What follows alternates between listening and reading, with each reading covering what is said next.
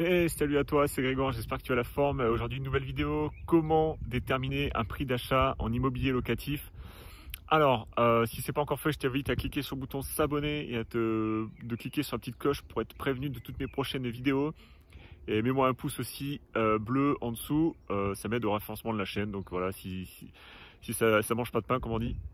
Donc comment on détermine un prix d'achat? Alors, premier point, c'est faut viser une rentabilité par rapport à ton secteur. Ça dépend des secteurs. Moi, je vise 9, 10 et supérieur. Donc après, peu importe la rentabilité que tu vises, ça va vraiment dépendre de là où tu achètes. Mais moi, ce que je fais, c'est que si un bien m'intéresse, déjà, je regarde le prix au mètre carré de mon secteur. Je regarde si le prix au mètre carré du bien est cohérent à ça. Moi, je cherche que des biens avec des travaux. Donc forcément, les biens avec des travaux, ils sont forcément décotés. Et je vais essayer de voir si les travaux que je vais rajouter dedans sont vraiment assez cohérents par rapport au prix du secteur. Ok? D'accord? Ensuite, ma renta cible, je vais déterminer, quand je vais aller sur place, donc si le bien m'intéresse et que le prix au mètre carré est intéressant, je vais déterminer le prix des loyers. Et en fonction de ça, je vais aller visiter le bien et je vais regarder un petit peu le montant de travaux que je vais avoir. Ok? Donc le montant de travaux va déterminer mon prix d'achat. Parce que si j'ai, admettons, je sais pas, on va partir sur un immeuble, 3 lots, j'ai 3 appartements à refaire de A à Z et que je vais avoir environ 60 000, 80 000 euros de travaux, mais déjà ça, je vais l'inclure dans ma rentabilité. C'est-à-dire que je vais déterminer, si je vise par exemple 10% de rentabilité, je vais inclure ce montant de travaux et je vais essayer de voir le prix d'achat que je pourrais mettre, que je suis prêt à mettre moi pour acheter ce bien. C'est-à-dire qu'en fait, j'essaie de faire rentrer le bien dans la case rentabilité dans ce que je vise, ok? Alors, je sais pas si c'est bien clair, mais en gros, il faut que tu comprennes que 80% ou 90% des biens que tu vas trouver, souvent, ça va pas rentrer dans cette case-là. Ils vont être beaucoup trop chers. Et c'est à partir de là qu'il faut commencer à chercher les bonnes affaires. J'ai déjà fait d'autres vidéos sur la chaîne YouTube sur comment trouver des bonnes affaires, comment les chercher, ainsi de suite. Donc, c'est pas le sujet du jour. Mais comment on détermine un prix d'achat? C'est d'abord, on essaie d'estimer les travaux et ensuite, on va essayer de voir par rapport à la rentabilité qu'on vise, on va essayer de voir le prix d'achat. Ok? Alors, il y a un outil que j'utilise beaucoup qui me sert à ça. Je ne sais pas si tu connais, c'est instantcashflow.fr.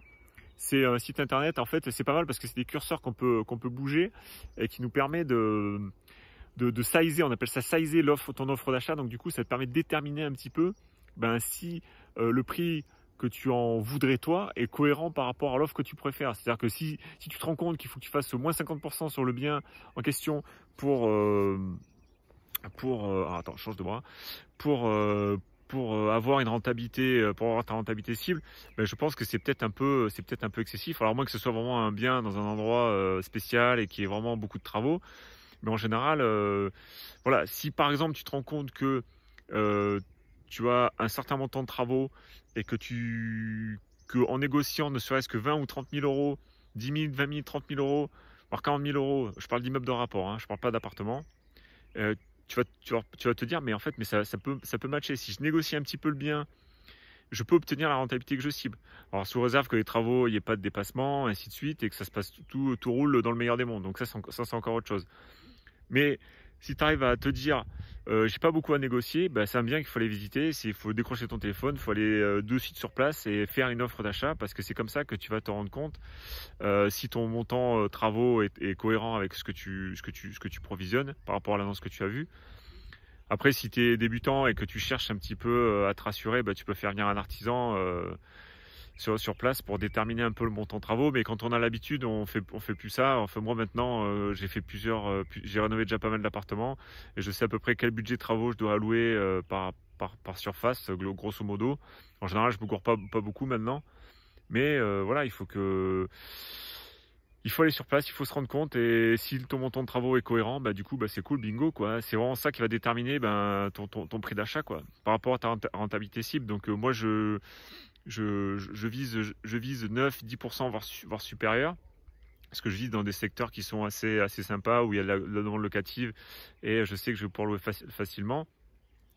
Mais c'est vrai que la meilleure façon de sizer son offre d'achat, c'est d'abord de partir d'une renta cible et ensuite déterminer si le prix est cohérent par rapport à ce que tu vises. Donc voilà, ça c'est l'astuce du jour.